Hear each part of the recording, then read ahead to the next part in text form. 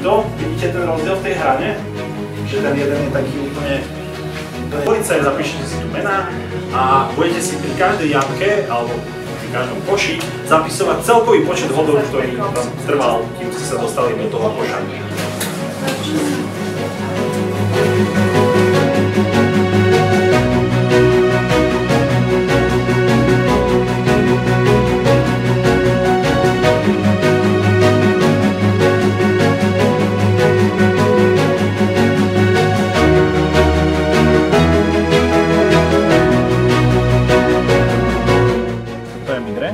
A toto je driver. Dobre.